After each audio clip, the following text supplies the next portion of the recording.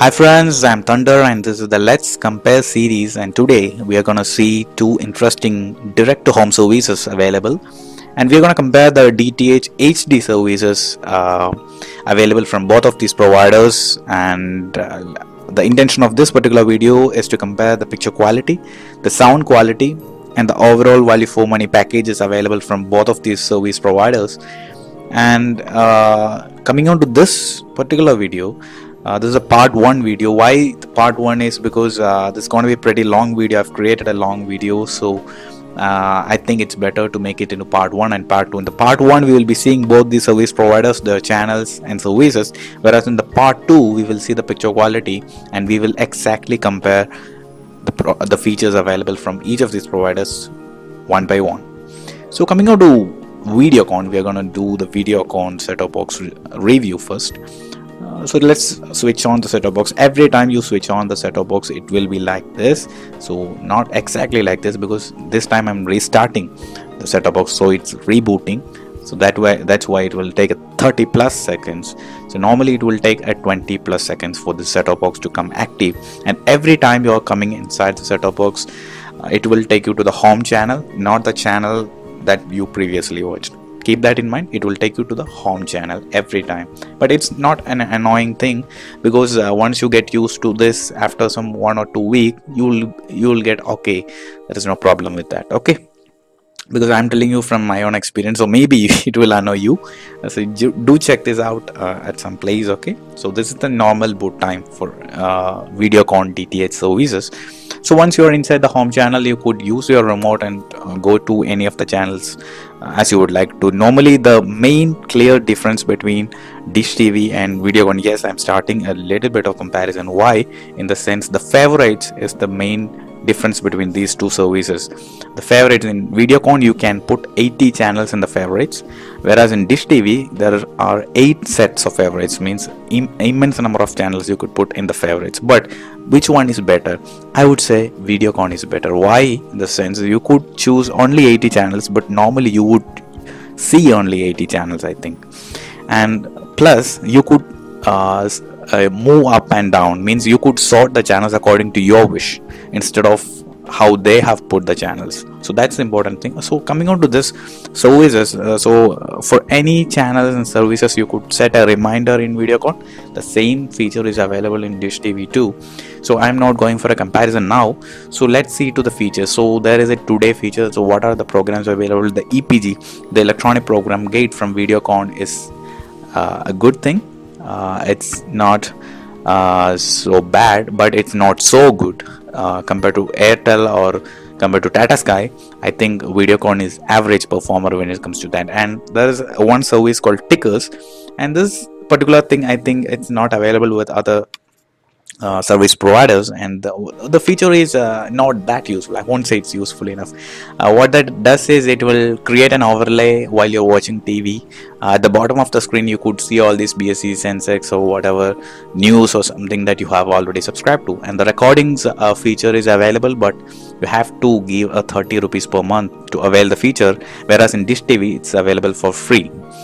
So coming out of the channel gate, yes, it's a nice setup and it's transparent, which is the really good thing about Videocon, I would say, because you could still watch the TV or the content backs, I mean to the back of this particular menu. And in Dish TV or other services it's not available, and there is no transparent option which prevents you from doing that. And the channel gate is a very good thing, because you could schedule some of your programs. You could go for a mini guide if you would like to, as you could see in the bottom side. There's a day option where you would directly access the day, the particular day, and all the programs on that particular day, and this channel guide. And there's an account services similar to other thing. So coming on to the available number of channels, I think Videocon is having a decent number of channels. And if you're going for a value for money pack, what I have did here is a South Silver pack, which is a starting pack for the South. Plus I have gone for the Full HD pack add-on. and I don't think such services are available now, because it was there, but now it's like if you're going for a South Silver pack, you can't go. I mean, there is no add-on available from HD. You have to go for a South Platinum, which costs you 541 rupees, I think, in Videocon. Whereas since I'm a subscriber for past 6+ months, I could avail the services at a cost of 393 rupees.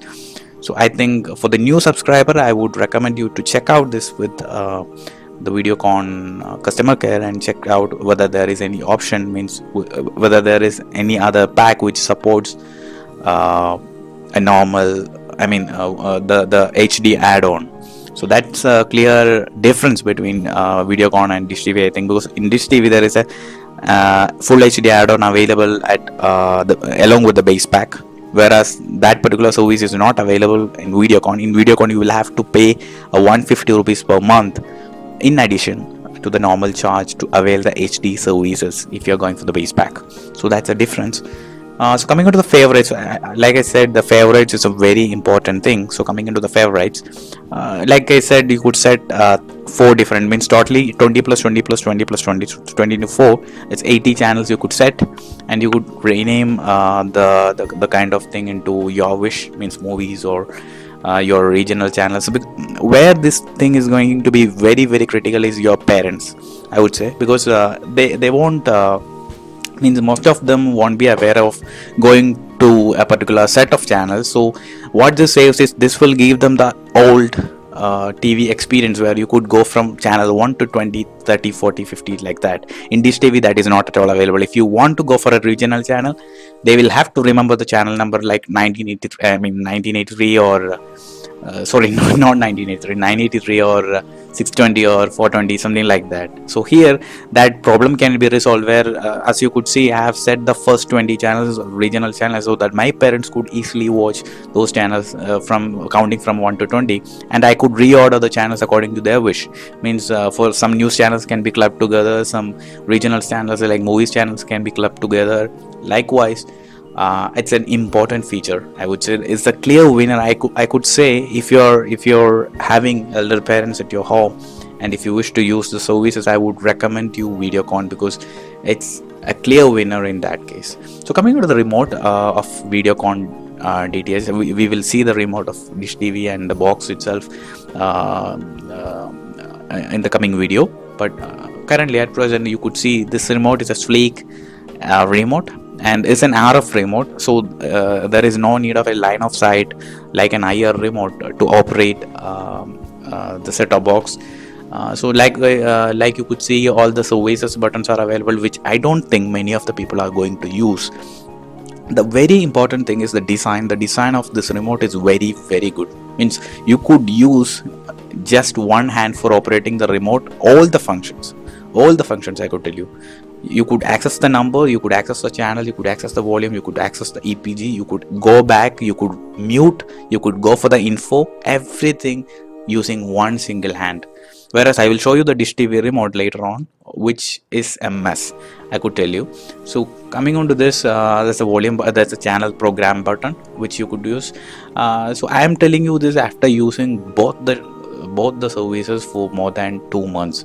So I could tell you, like, Videocon is a clear winner in terms of the remote. The only problem with the remote is that the battery, once you it won't be over in a matter of 4 or 5 months, I think, because I haven't changed it yet. I have used it for 6+ months.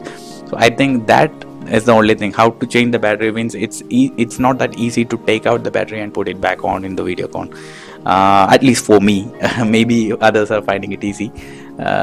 So coming on to this particular remote, I would say there's a very good design, and you could use it with one hand. That is a very important thing, because you don't have to look at the remote every time for searching for a particular button, right? So that's an important, very important thing. And coming on to DishTV services, we could go for the DishTV services, and we would come back and see the picture quality and other stuff later on. So coming on to the DishTV, it will take, like I said, this is the loading. So I have connected both these devices together, like HDMI 2 and 3 were provided to each of these. So I've switched to HDMI 3 to access DishTV. So this is the home channel for DishTV, And Dish TV, they are providing the maximum number of HD channels. Yes, Dish TV provides a maximum number of HD channels. So if you would like to go for the maximum number of HD channels, yes, the only option currently available is Dish TV. They are providing the maximum number of HD channels, and the HD channel quality is good enough. Coming into, yes, we will compare the picture quality, but as an intro I could tell you like both of these are performing almost equal.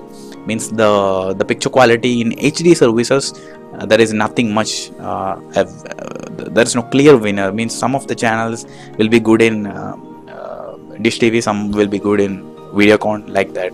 There is no clear winner, but the picture quality on an average there is a slight edge for Videocon because of the SD services, not the HD services. The SD channels available are better in Videocon, not in Dish TV. In Dish TV, the SD, I mean the normal standard definition channels are not good enough.